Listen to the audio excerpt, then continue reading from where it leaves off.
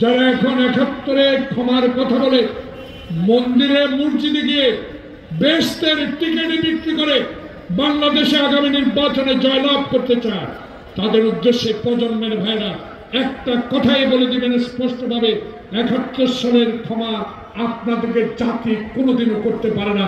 কারণ এই ৭১ সালে যারা বিরোধিতা করে বাংলাদেশের যোদ্ধাদেরকে হত্যা করেছে, তাদেরকে আমরা ক্ষমা করতে পারি? তাই আজকে এই নির্বাচনকে সামনে রেখে আমি শুধু এইটুকু বলতে চাই, আসুন জনপ্রিয়তা যাচাই করুন।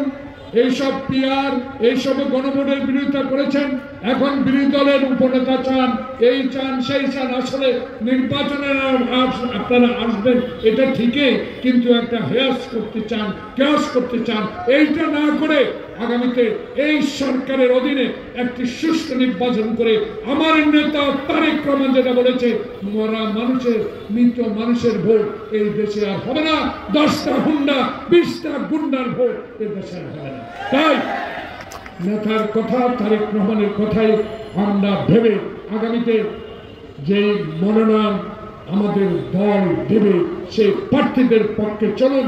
গ্রামে গঞ্জে গিয়ে মুক্তিযুদ্ধের কথা বলি, কত কষ্ট করেছি সেটা বলি, পদ্মা নদীর কথা বলি, তিস্তার কথা বলি, ফেলানির কথা বলি, সব কিছু বলে মানুষকে বুঝিয়ে ধানের শীষের পক্ষে ভোট আনতে হবে। আল্লাহ।